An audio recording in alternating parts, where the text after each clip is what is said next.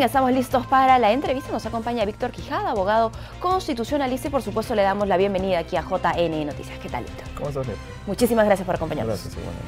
Bueno, vamos a hablar justamente en este bloque de elecciones regionales y municipales de algo muy importante, algo a lo que además se ha referido en los últimos días el presidente Vizcarra. ¿Qué pasa con la transferencia de la gestión administrativa?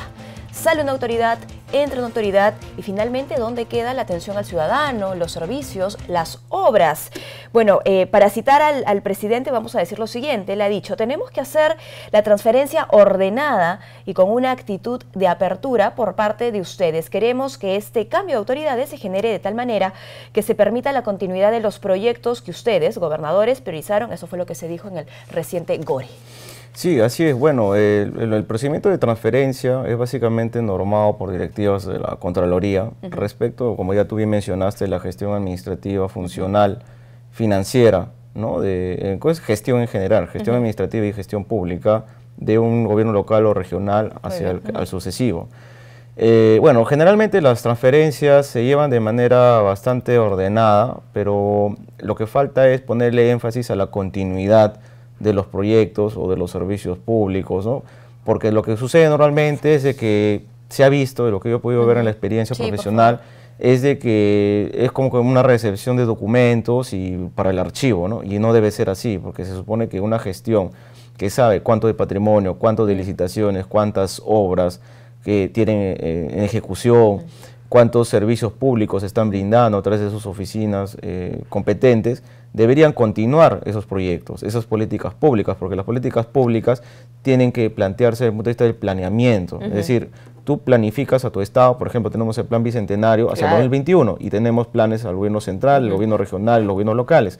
Por ende, esa etapa de planeamiento se plasma en los planes estratégicos institucionales que son a largo plazo, y ahí se plasman las políticas públicas. Es decir, la transferencia no solamente se debe referir a un tema de gestión administrativa, sino de continuidad de proyectos, de continuidad de los servicios públicos, de continuidad de las políticas públicas, porque, por ejemplo, uno ve el tema de la inseguridad ciudadana.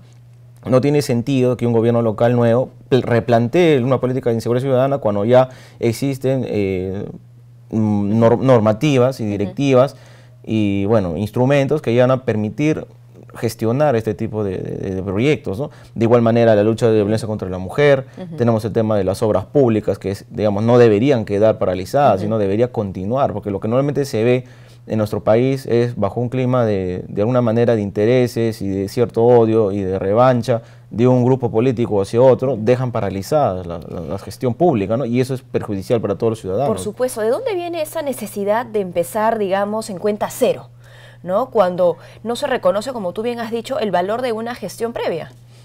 Sí. Y los aportes que ha tenido, ¿no?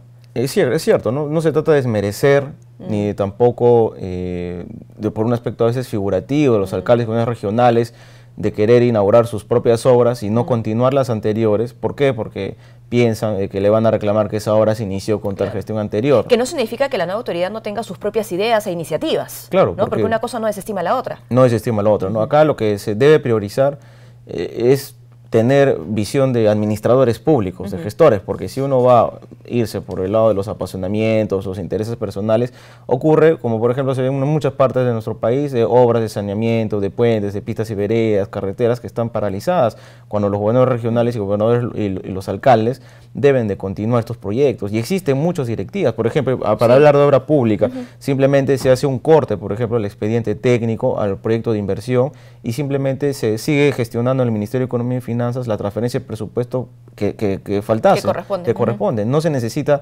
dejar de lado un proyecto, ¿no? Es decir, se puede hacer un corte técnico a todos los proyectos de inversión, porque en fin y al cabo es lo que la gente va a ver, ¿no? La obra. Ahora, definitivamente hay muchas cosas que mejorar seguramente y que ajustar, ¿no? Porque en la práctica, ¿por qué está sucediendo esto? ¿Por qué tiene que el presidente Vizcarra hacer un llamado a la continuidad si efectivamente hay un control sobre la transferencia de la gestión administrativa? Este control, ¿en qué consiste? ¿No? Tú hablabas sobre el paso de los documentos, pero claro, es mucho más que eso. Es mucho más que ello, ¿no? Lamentablemente nuestra normativa tiene un vacío legal donde no es vinculante, porque no lo dice, porque acuérdate que el derecho administrativo manda el principio de legalidad, ¿no? Y el funcionario va a ser lo que dice la ley. Exacto. Entonces, no dice ninguna parte de la norma ni de la directiva. Es una cuestión más de conciencia, entonces. Claro, es un tema de conciencia, pero sería muy bueno que de alguna manera, para buscar responsables y en caso no se continúen las políticas públicas y los proyectos, de repente hacer una modificación o que en el nuevo plan de transferencia que ya se aprobará en su momento, se ponga que es vinculante el hecho de que la transferencia implique no solo la recepción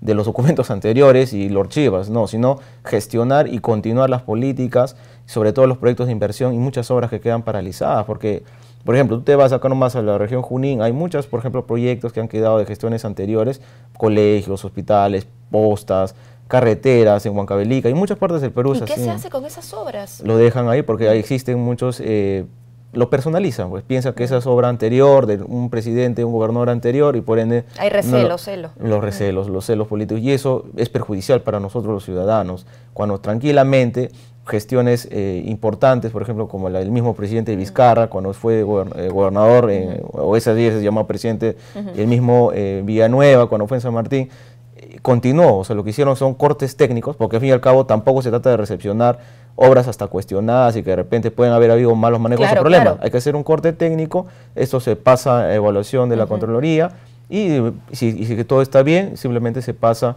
al MEF, y el Ministerio de Economía y Finanzas transferirá el dinero que corresponde, y así de simple, se continúa es decir, en el fondo lo que se quiere llegar es que el nuevo alcalde o gobernador es como una carrera de postas, ¿no? El que venga, reciba la posta y se siga con el camino. Ejemplo. Así es. Excelente ejemplo. En esta transferencia de la gestión administrativa, que tiene que ir más allá de lo administrativo, porque lo administrativo está en la norma y hay que ir por encima de la norma, como bien ha dicho nuestro invitado, ¿qué se necesita además, pues, de la voluntad política, en este caso, de la voluntad de la autoridad? ¿Contamos quizá con el perfil necesario también de funcionarios públicos que lo hagan posible? El equipo que lo tiene que acompañar al alcalde o gobernador regional tiene que ser conocedor de la gestión pública. Acuérdate que todos conforman el aparato estatal de los gobiernos subnacionales y también tienen que tener mucha experiencia en el manejo de por ejemplo, proyectos de inversión, de políticas públicas, y las relaciones que tienen, debe haber mejor coordinación entre los gobiernos subnacionales y el gobierno central,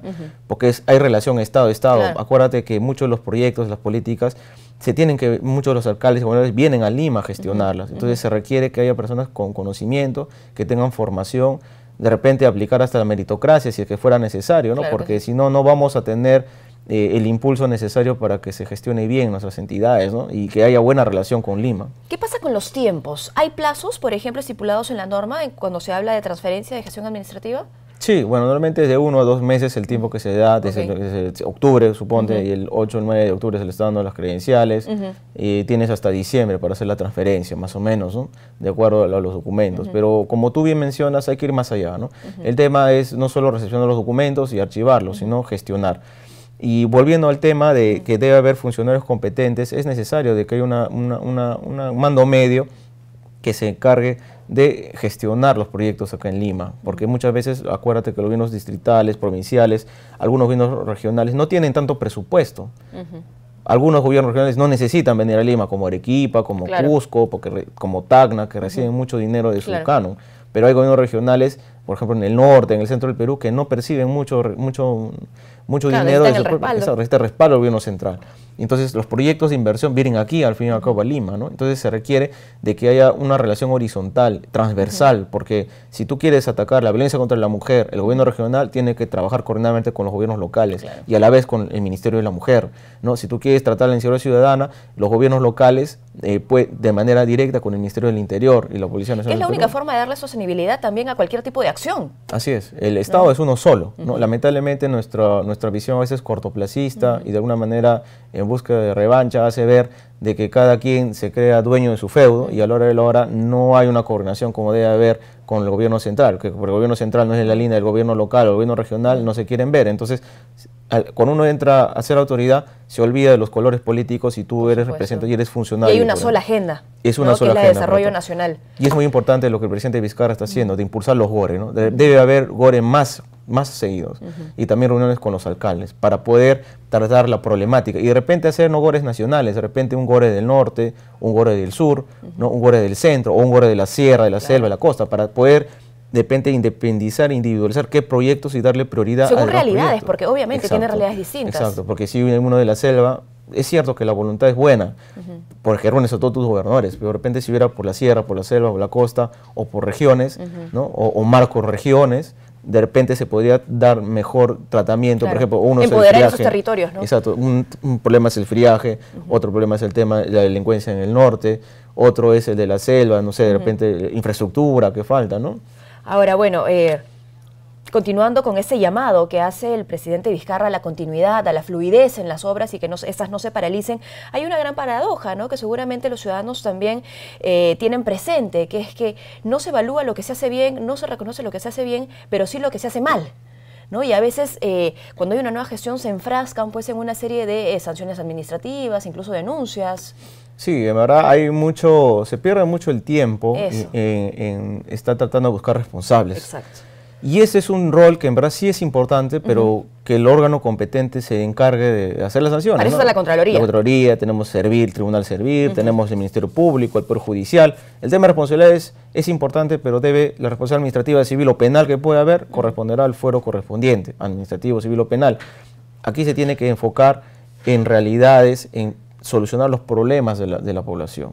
Acuérdate que son 4 años de gestión, el tiempo es muy corto y encima no hay reelección. Entonces, desde que tú asumes la alcaldía o la gobernatura, tienes muy poco tiempo para recepcionar los documentos, gestionar y ponerte a trabajar. Bueno, y con más razón ahora que lo mencionas, ¿no? Justamente porque no hay reelección, tiene que ser una carrera de postas, definitivamente. Definitivamente. Ya no se puede estar refundando, porque no es posible que, si es cierto, el problema de nuestros políticos es el caudillismo, y bueno, de alguna manera la personificación y refundación de territorios. Acá lo que se quiere es continuidad y pensar maduramente en la población y continuar las políticas públicas a largo plazo, porque necesitamos planeamiento, un Estado planificado es un Estado eficiente. Bueno, y las actividades ya están próximas a empezar. Del 14 al 17 de agosto se va a realizar una jornada de control a nivel nacional a fin de verificar la veracidad de la información declarada por las autoridades salientes en el reporte preliminar del informe de rendición de cuentas y transferencia que va a hacer la Contraloría General de la República. Yo esto lo comparto, por supuesto, para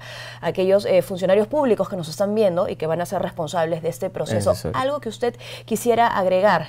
Sí, bueno, solamente hacer un llamado al voto consciente, porque tenemos una democracia representativa y de que, sobre todo a los futuros alcaldes o gobernadores del Perú, que seguramente van a ver, porque siempre siguen el canal del Jurado Nacional de Elecciones, realicen las acciones con probidad, ¿no? Basta de corrupción y sobre todo con una gestión eficiente, ¿no? Que es lo que se requiere para el bien de todos los peruanos. Muchísimas gracias. Hemos estado con Víctor Hugo Quijada, abogado constitucionalista. Hacemos una pausa, no se muevan, retornamos con mucho más.